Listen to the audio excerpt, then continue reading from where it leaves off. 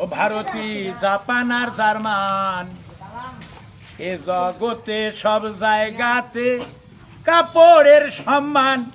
Bharati, Japan আর German, আর কাপড় বিনে এ জগতে নাই মানবের গতি।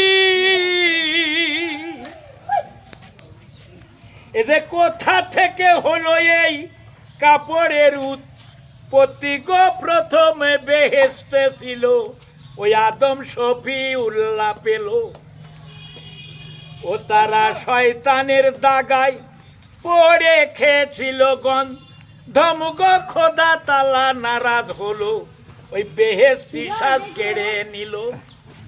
আনিজারের গাছেরই পাতায় আদম ইজ্জত সা পাই গো। তারপরেতে কিভাবেতে পয়দা কাপড় এই জগতে।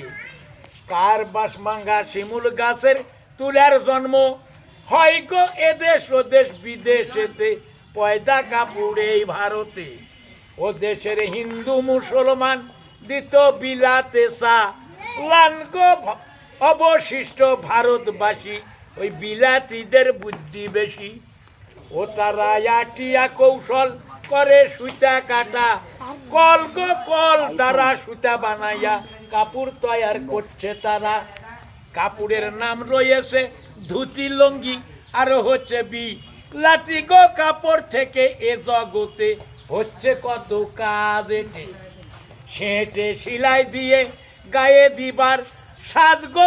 শার্ট, স্যুট, সুইটার, মাফলার, গেঞ্জি আর ওই আন্ডার। ল্যাংটা, মুজা, জুতা তার ভিতরে থাকে ফিতা গো। ভদ্রলোকে বাঁধে গলায়, তাকে বলে নেট ট্রাই। কত পায়জামা, পাঞ্জাবি মুসলমানদের মাথার টুপি গো। বালক বালিকা বৃদ্ধ গণে পড়ছে কাপড় জনে জনে। কত ভদ্রলোকের মেয়ে নেট বুনাই সুতা দিয়ে গো। স্বামীর ব্লাউজ, টাইট বডিস পড়ছে কত অ্যাং লেডিস। কত ভদ্রলোকের মেয়ে নেট বুনাই সুতা দিয়ে গো। স্বামীর ব্লাউজ, টাইট বডি পড়ছে কত অ্যাং লেডিস। হায় দয়া, মনে পড়ে কেন রে?